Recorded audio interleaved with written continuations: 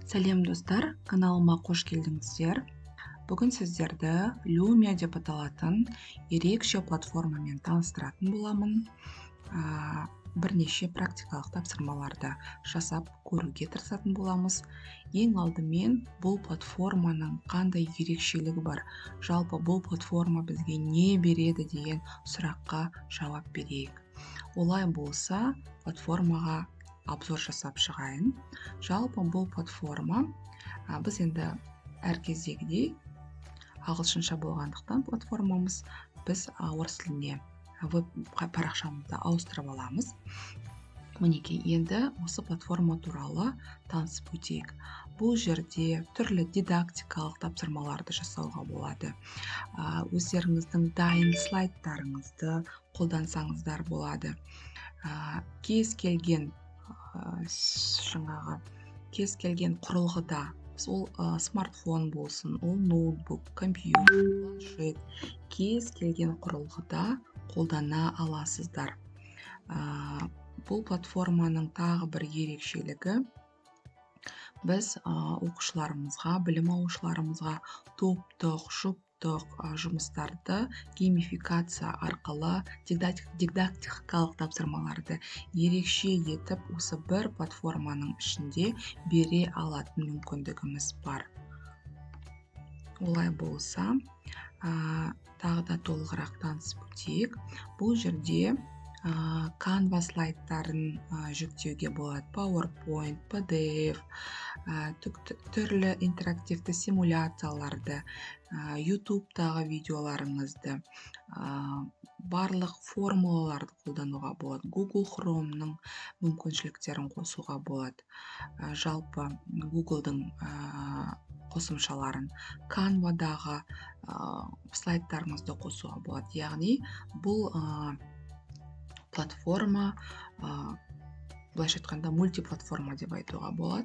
Өте бір жүйенің ішінде бірнеше платформаларды біріктіруге мүмкіндік беретін осындай керемет платформа деп айтуға болады. Бұл жерде тек қана тапсырмаларды орындап қана қоймаймыз. Бұл жерде балалардың ойлау жүйесін арттыру үшін, олардың ойының концентрациясын дамытуға, тапсырмаларды ретмен орындауға, барлық білім алушыларға, яғни оның ішіндегі инклюзивті білім алушыларға да тапсырмаларды орындауға мүмкіндіктер қарастырылған. Бұл платформа осындай ерекше платформа болып табылады. Енді осы платформа туралы кішкентай видео обзорға назар аударайық. Одан кейін ары қарай бұл платформамен қалай жұмыс жасаймыз, сол туралы айтатын боламыз. Олай болса, видеоға назар аударыңыздар.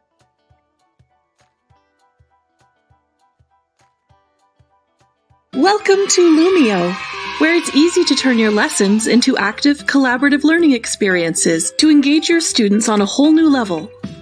Magically deliver lessons to student devices, whether they're learning in class, remotely, or on their own time. Start with your favorite content, including PDFs, PowerPoint files, Google Slides, YouTube videos, or a blank lesson. Quickly and easily combine the pages you want from different file types into one engaging Lumio lesson. Then bring it to life by adding images, text, and embedded video. Enhance with customizable game-based activities, graphic organizers, and much more. And now, find thousands of ready-made resources directly within Lumio, including lessons, templates, and digital manipulatives.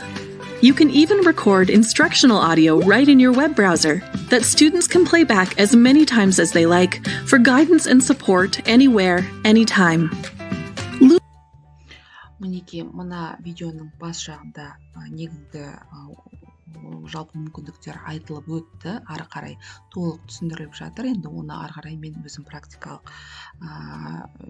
практикада мен сіздерге көрсететін боламын. Бұл жерде айтылып өткендей, кез келген девайсты қолдана беруге болады, яғни планшет, смартфон, ноутбук, нетбук деген сияқты. Және де контент әртүрлі форматтағы контентпен толықтыруға болады, яғни PDF, PowerPoint, жаңағы Canva-ның презентациялары, YouTube видеолар деген сияқты контентпен толықтыруға болады. Өзінің арнайы дайын шаблондары бар берілген. Сонымен қатар онлайн және офлайн форматында қолдануға болатын таптырмас керемет құрал болып табылады. Енді бұл платформамен жұмыс жасау үшін бізге ең алдымен Google-ға Lumio деп жазу керек. Яғни біз Google-ға Lumio деп жазамыз. Мінекей Lumio деп жазсақ, бізде осындай тізімнен тұрған бірінші Smart технология деген сілтемеге басамыз. Осы жерде бізге осы Lumio платформасына сілтеме ашылды.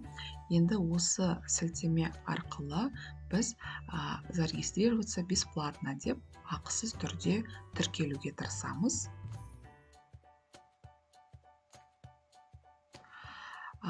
Енді ақысыз тіркелу үшін біз өзіміздің Google аккаунтымыз арқылы тіркелетін боламыз.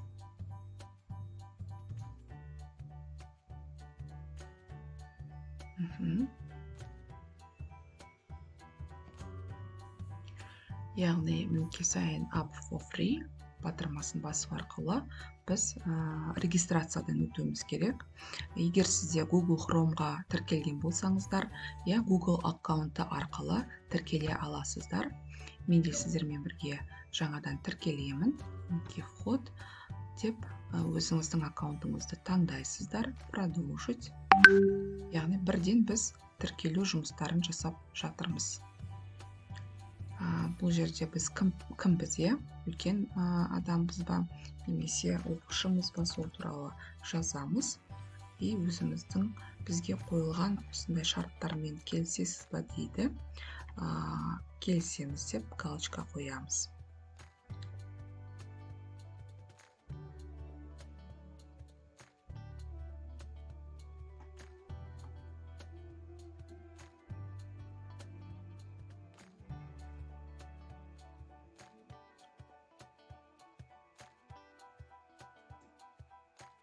Тіркелгеннен кейін бізге жаңағы біздің қарап өткен видеомыз тағы да қосылып тұр. Енді оны біз көрдік, олай болса ары қарай жалғастырамыз. Жалпы қалай қолдануға болады, сол туралы бізге нұсқаулық берілген. Оны әзірге қоймай-ақ қояйық. Енді өздеріңіз байқағандай, идентификатор классы деп тұр, мінекей осындай индивидуальный код болады. Бұл біздің сыныбымыздың коды, яғни осы класстың коды деп айтуға болады. Енді мына жерге назар аударсаңыздар, импорт деген бар, яғни жүктеуге болады, яғни компьютерден өзіңізге керекті материалдарды. Және де создать, олай болса біз создать деп ең алдымен қандай дүниелерді құруға болады, соған тоқталып өтейік. Яғни қандай да бір файлдарды импорттауға болады, яғни PowerPoint немесе PDF деген сияқты өзіңіздің дайын презентацияларыңызды жүктесеңіз болады, YouTube файлдарыңызды жүктесеңіздер болады, интерактивті мынандай симуляцияларды жүктесеңіздер болады. Сонымен қатар мынандай дайын шаблондар бар. Яғни новая страница, яғни бұл бізде презентация. Сонымен қатар мынандай кричи деген бар, яғни бірге орындауға арналған жаңағы мұғалім мен оқушыларды, білім алушыларды біріктіріп коллаборация жасаған тапсырмаларды жасауға болады, тест тапсырмаларын жасауға болады, ойын тапсырмаларын жасауға болады. Мына жерде кричи және тест тапсырмалары бұл мұғалімнің жаңағы қарауымен, мұғалімнің басқаруымен орындалатын тапсырмалар. Мына ойын тапсырмалары, ол жерде 12 шаблон бар екен. Сол шаблондармен жұмыс жасауға болады. сонымен қатар дайын осындай бір рефлексиялық тапсырмалар, жаңағы манипуляторлар, графикалық органайзерлар, тапсырмаларды актуализациялау, сондай қосымша осындай бір ерекше ресурстар бар екен. Енді олай болатын болса, біз ең алдымен жаңа страница құрып бастасақ болады екен. Біз пустой страницадан бастасақ болады, немесе дайын бір шаблондарды қолдансақ та болады. Мына жерде түрлі шаблондар бар, балаларға қызықты болатындай, мысалы үшін түрлі мынандай монстрлардың шаблондары өте көп. Бұл жерде ойындарда да осы монстрлар көп қолданылады. Көп жағдайда әсіресе орта буын, бастауыш сынып оқушыларына осы шаблондарды қолдансаңыздар, оларға өте қызықты болады. Мысалы, Хэллоуин тақырыбындағы шаблондар әсіресе ағылшын тілі пән мұғалімдеріне осындай бір ерекше презентацияларды қолдануға болады екен. Мысалы, мына презентацияны алып көрейік. Енді өздеріңізге ұнаған бір шаблондарды алсаңыздар болады, дайын шаблондарды, және де сол шаблондарды өздеріңіз қажеттісін алсаңыз болады. Соның ішіндегі, бұл уже дайын презентация, слайд, соның ішінде өзіңізге қажетті. Мысалы, мынау маған ұнайды, мынау маған керек, мынау керек, мысалы үшін, мынау керек, мынаны қалдырғым келеді деп өзіңізге қажетті қанша слайд керек сізге, қанша материалыңыз бар, сіз слайдқа қоятын. Соларды өзіңіз қарап, өзіңізге керек дегенін, ұнағанын алып, осылай белгілеп шығасыз да. Мысалы, осындай бір біреуін алсақ болады, добавить деген батырманы басамыз, және де біз осы шаблоннан осындай 12 парақшаны өзімізге жүктеп алып жатырмыз.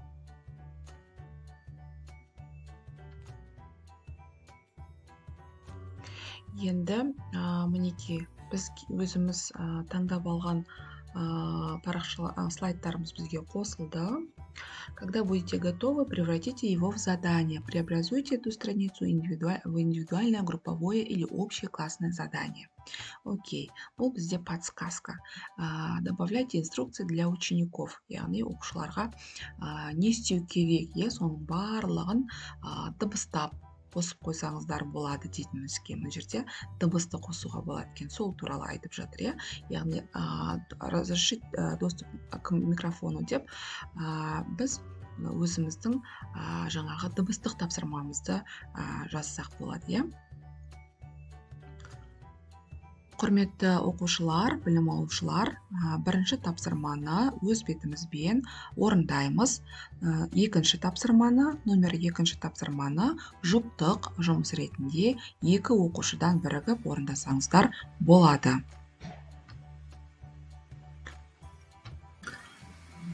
Құрметті оқушылар, білім алушылар, бірінші тапсырманы өз бетімізбен орындаймыз. Екінші тапсырманы, номер екінші тапсырманы жұптық жұмыс ретінде екі оқушыдан бірігіп орындасаңыздар болады. Мінекей добавить дейміз. Бізге мінекей әрбір ненің жанында осындай подсказка тұр, Окей. Енді мынау біздің жаңағы дыбысымыз. Мынау қозғалмайды екен, яғни әр парақшада, мысалы, мынау сөйлеп тұрған, мұғалім сөйлеп тұрған сияқты осындай бір қызықты тапсырма болады.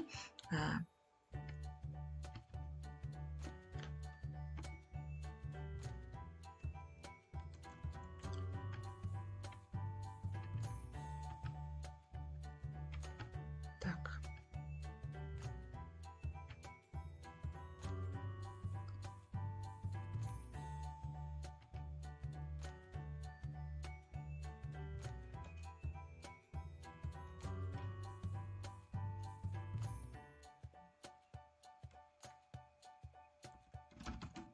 Тапсырма 1 деген сияқты,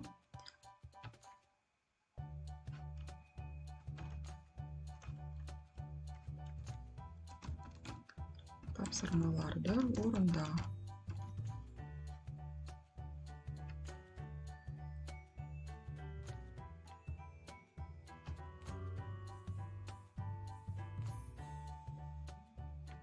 Түсін өзгертсек болады.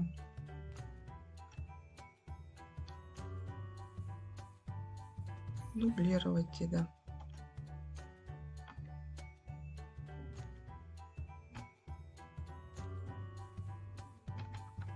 Тапсырма 2.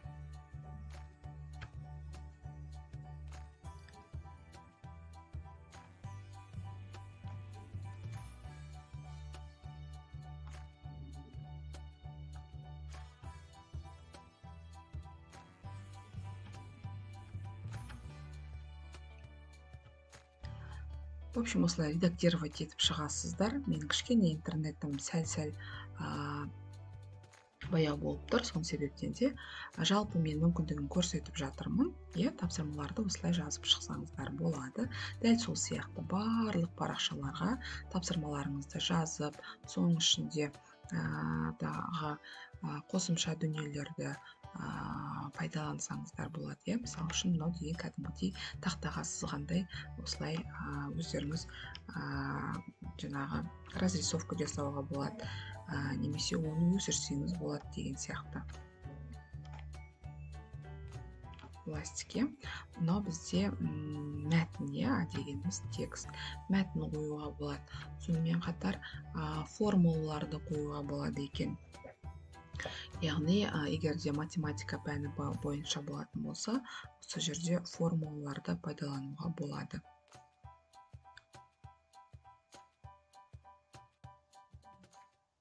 Ары қарай жалғастырайық. Енді осы презентацияларымызды өзімізге қажетті дүниелермен толықтырып болғаннан кейін, бұл енді біздің жаңағы жүктеп алған презентациямызда керегін барлығын жасайсыздар.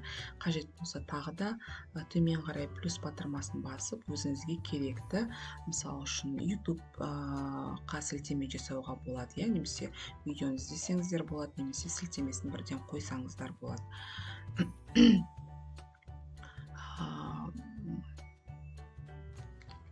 Енді мен өзімнің бір видеомды іздеп көрейін.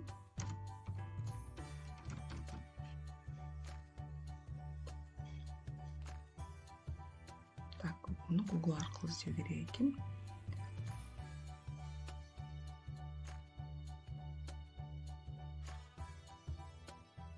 Мінекей мен қайтадан YouTube деп таңдап, өзімнің алдын ала тауып қойған видеомды сілтемесін қойдым да, поиск жасап, мінекей осы видеоны белгілеп алдым да, добавить деп қойдым. Яғни осылай видеоны қосуға болады. Мысалы, воспроизвести.